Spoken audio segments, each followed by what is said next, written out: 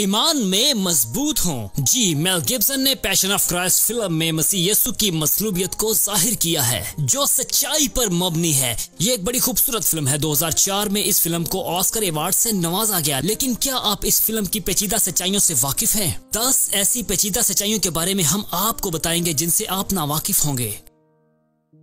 Number 1, gym कैविजल ने यीशु मसीह का किरदार अदा किया और जब इनके कंधे पर 155 किलो की सलीब रखी गई तो इनका कंधा टूट गया, जो कि पूरी फिल्म के दौरान रहा।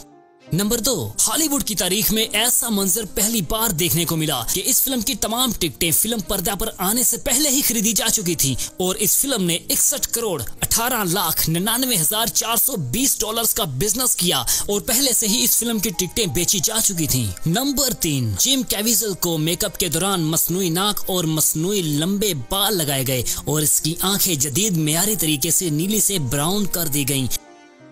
इस फिल्म के दौरान उस पर मसनूई खून फेंका गया।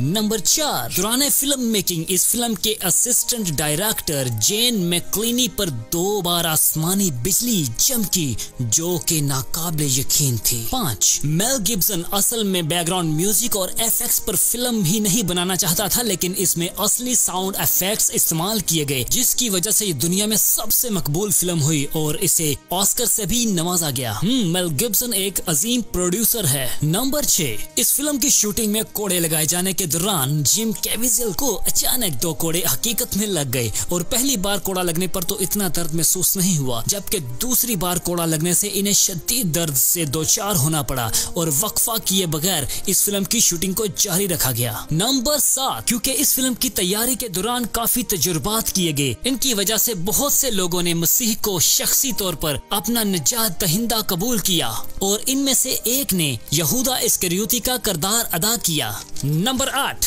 मेल गिब्सन के मुताबिक यीशु मसीह को सलीब से उतारे जाने के बाद गोद में लेटने वाला तवील शॉट माइकल एंजेलो की मशहूर मूर्ति ला प्याटा से मुतासर होके इस फिल्म में डाला गया।